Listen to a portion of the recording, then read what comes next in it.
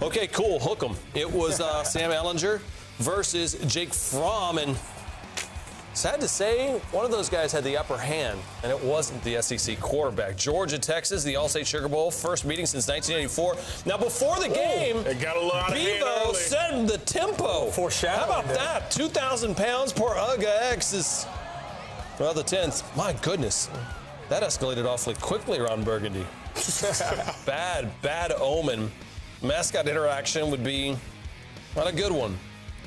Well, we would see it earlier. Opening drive for Texas.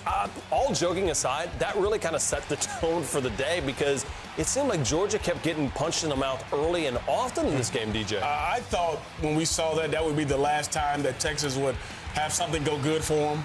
And the way they went down on that first drive and were the more physical team running the football and punching it in on the first drive was a statement. How about this statement right here? Jake Camarda gets off a great punt. It was a low snap, though. Now, the reason why we're showing this again, well, it's fourth down. Your knee's on the ground, young man. That means Texas is going to take over at that spot. You lose about 50 yards of field position. Yeah, bad snap, but you got to have the awareness to know you can't put your knee on the ground in college football.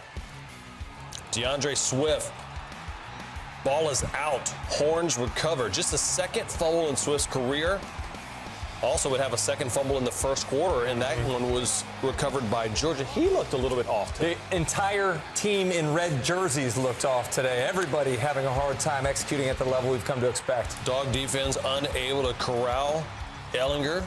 17-0 over the Georgia Bulldogs at that point. Dogs trying to get something done, anything done. Ryan Herrion. You know, we talked so much about Elijah Holyfield and DeAndre Swift. Herrion was the guy that was kind of the power back, TJ. Yeah, he was the guy that gave him a spark. He caught a couple passes in this ball game, ran hard. Sometimes you need a different guy to come in and make a play, and you see him there with the big touchdown catch. After this touchdown, you felt like, all right, Georgia stabilized. They're going to get on a run. 9 minutes left in the second. Yeah. Kirby getting them rolling. Remember, this was a team that had Alabama up against the ropes for about 59 minutes at the SEC championship game. Georgia opening drive of the third quarter. Jake Fromm under pressure and just trying them to do too much. Another one of those situations where uncharacteristic mistake by a guy, Jake Fromm, who's been very judicious with the football for the majority of the season. Fromm just 2 of 6 passing with that pick in the third quarter. Ehlinger down the sideline, finds Colin Johnson. Big-time play. What a good pass there, too. Outside shoulder. 50-50 ball. Give your guy a chance. Texas has some big, tall receivers. Just leave it in bounds and let them go get it.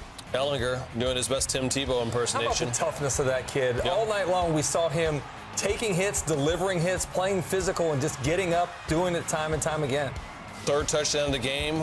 We did not see Justin Fields play in this game. Now, that's interesting because you remember his name is in the transfer portal. Georgia would get a late touchdown, but it would not the game was not a 7-point ball game. I'll tell you that. It never felt that way, right? 28-21, the Texas Longhorns defeat the Georgia Bulldogs. And honestly, it seemed like to be this is the number, right? I mean, first 13 games, DJ, your team was running the rock, and I honestly thought they'd have success against Texas. 72 yards, season low for them.